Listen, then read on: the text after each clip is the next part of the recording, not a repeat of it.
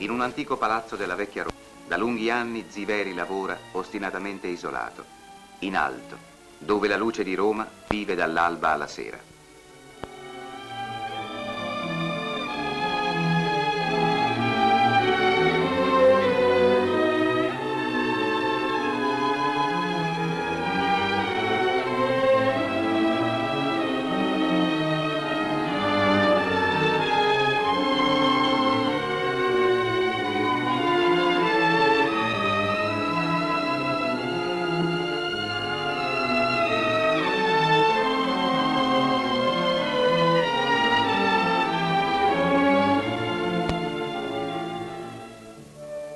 Un giorno, e sono già passati anni da allora, Ziveri annotava nel suo diario: con quest'aria astratta che tira, qualunque forma realistica diventa impura. Che pazienza ci vuole.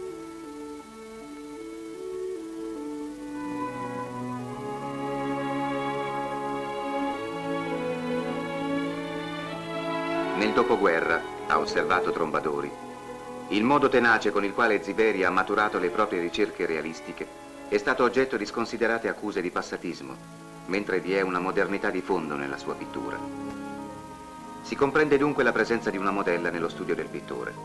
Dalla composizione, dai tagli di luce e in stretto rapporto con le immagini che la fantasia del pittore traduce da una realtà quotidianamente osservata, nascono sulla tela i personaggi che ora vivono di vita propria.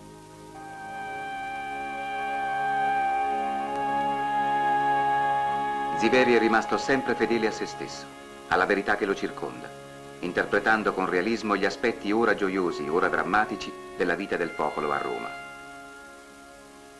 Sinisgalli ha annotato: non c'è da fare troppe sottigliezze. Ziveri vuole dipingere i due lati di un oggetto, di una figura, di una forma. Egli non ama gli spettri, né le silhouette.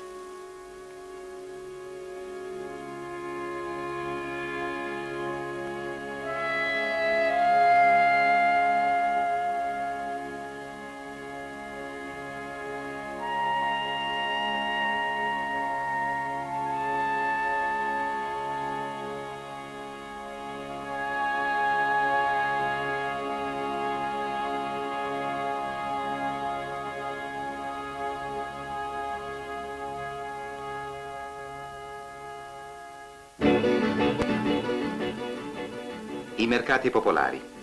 Il pittore li ama. Piazza Vittorio è fonte inesauribile di osservazione della realtà, una realtà elevata dalla cronaca a poesia. Uno degli ultimi dipinti di Ziveri è Le Pollarole, denso di vita e drammaticità. Un quadro esemplare, lo ha giudicato il Longhi.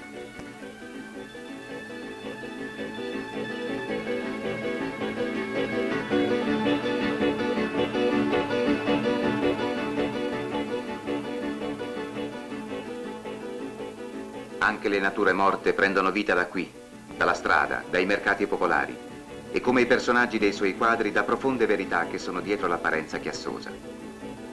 Il realismo di Ziveri, per riprendere un'espressione di Romeo Lucchese, è possesso delle cose rappresentate, in quanto esse lo hanno innamorato, ed egli ha cercato di conoscerle in tutta la loro essenza.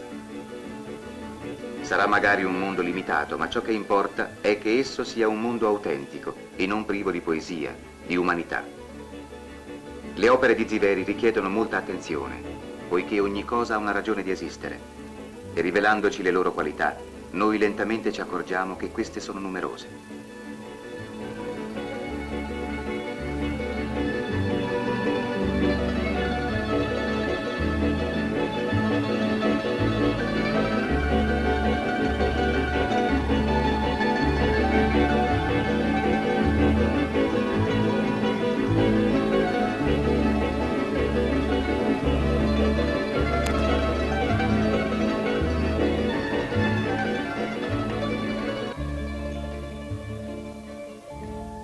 Uomini, la gente di oggi, e sculture, immagini di ieri.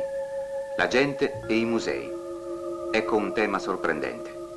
Qui, ha acutamente osservato Duilio Morosini, il taglio documentario da cui le immagini traggono evidenza ed emozione ci conduce in viaggio dal presente al passato.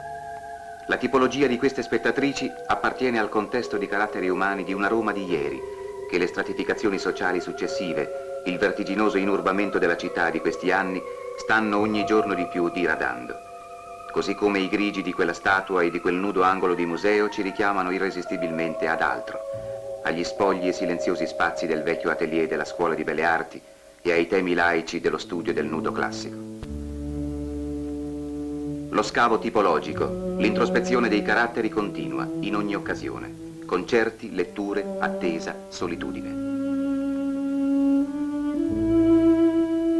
Hanno detto e scritto che Ziveri è un caso, un'isola, e che anche in seno alla scuola romana egli pose una propria alternativa, come più tardi di fronte al realismo guttusiano.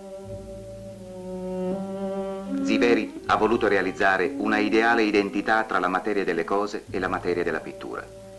Così l'impasto tutto personale di queste esperienze e la capacità di servirsene per riplasmare con crudezza e rigore, castigatezza e sensualità, luoghi, figure, volti del popolo romano, andranno di pari passo.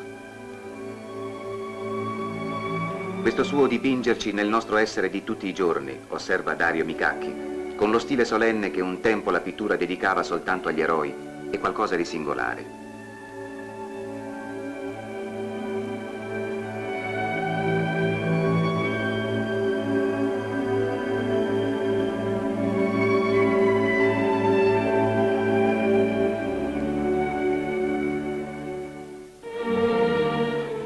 Ogni mattina, di buon'ora, Ziveri si reca nel suo studio di Via dell'Anima e prosegue il suo lavoro senza guardarsi troppo attorno.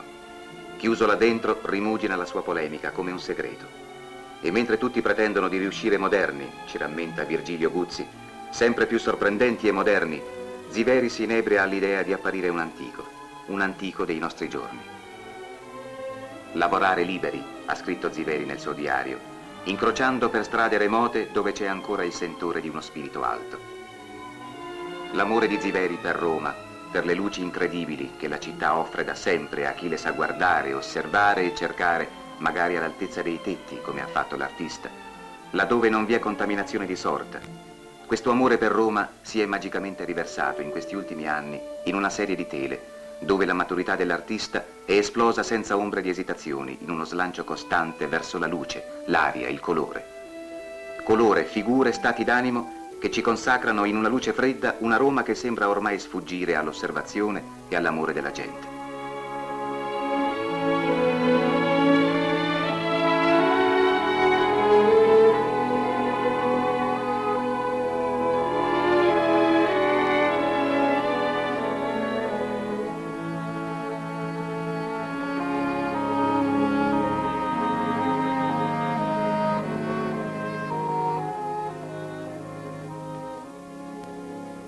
Una Roma vista dai tetti, fuori da occhi estranei, ma anche una Roma con le sue piazze, gli angoli remoti, dove ancora si possono incontrare i personaggi cari al pittore.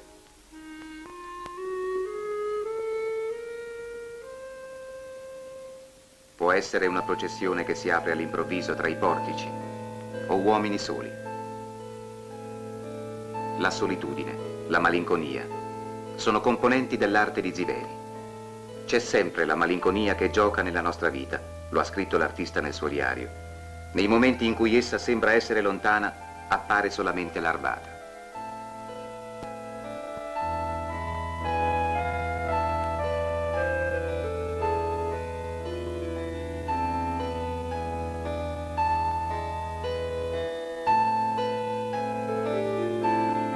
Ed è forse in questi momenti di malinconia che il paesaggio si apre.